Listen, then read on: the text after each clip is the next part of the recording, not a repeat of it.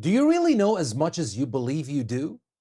Have you ever come across a video titled Learn Quantum Physics in 60 Seconds?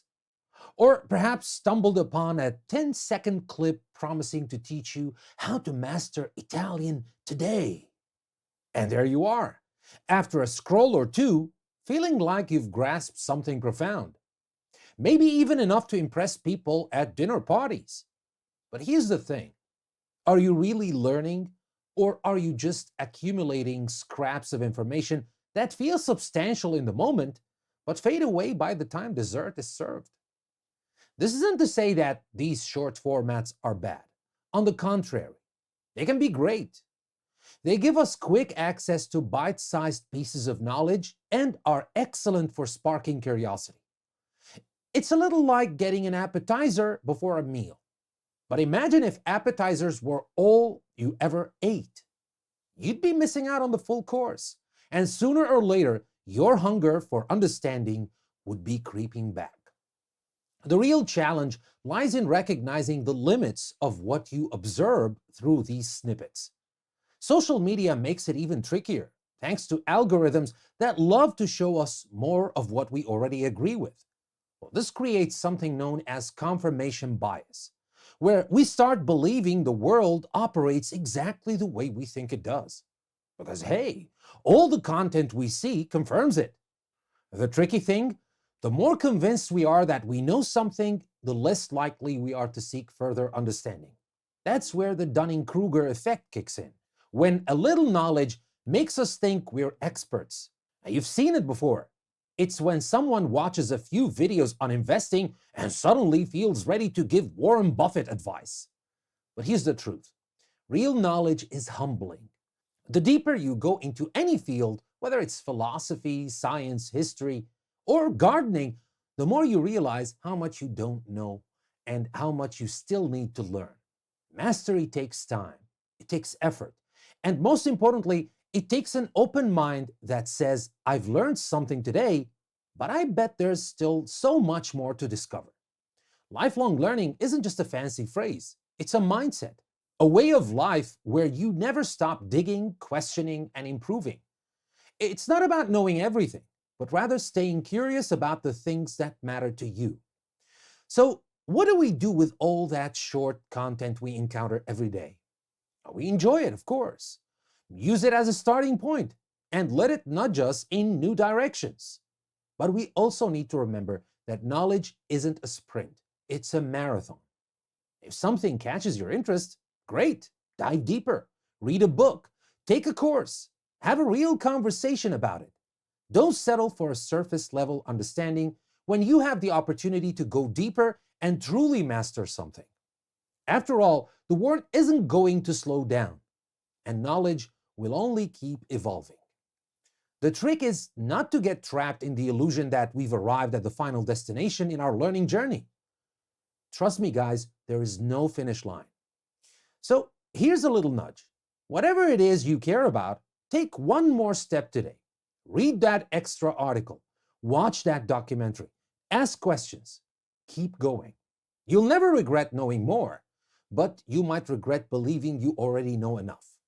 All right, that was about our topic for today. But now let's learn some vocabulary in context.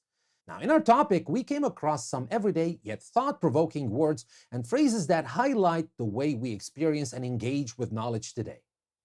Now, let's dive into some of them. The phrase confirmation bias refers to our natural tendency to pay attention to information that matches what we already believe while ignoring anything that challenges it. Now, you've probably noticed it when you stick to news channels or social media accounts that align with your views, giving you the comforting feeling that your opinions are always right. But the danger is, it narrows our perspective and keeps us from learning something new. The next time you catch yourself thinking, that can't be true, well, pause and ask yourself if you're being influenced by confirmation bias or not. Then there's the Dunning-Kruger Effect, which captures that funny but frustrating situation where someone with very little knowledge believes they know everything about a topic. Now picture someone who watches a quick video about stocks and starts handing out financial advice. We've all met someone like that, and let's be honest, guys, we've been that person ourselves at some point. It's a good reminder to stay humble and curious no matter how much we think we know. Now, next, let's talk about mastery. And that's the real deal. Mastery isn't about knowing it all, it's about embracing how much there's left to learn. That's true mastery. Now, whether you're working on your garden, writing stories, or learning a new language, you'll find that the deeper you go, the more questions you will uncover. And that's what makes it exciting. Mastery is not just a goal, but a mindset, a way of approaching life where each day offers something new to discover. Now, we also touched on the word snippets, which are those small bites of content we encounter online, like TikToks, tweets, or short reels. Now, these snippets are fun, quick, and can spark curiosity, but they're not the whole picture. Think of them like appetizers, great to whet your appetite, but not enough to keep you full. So when a snippet catches your interest, use it as a launch pad.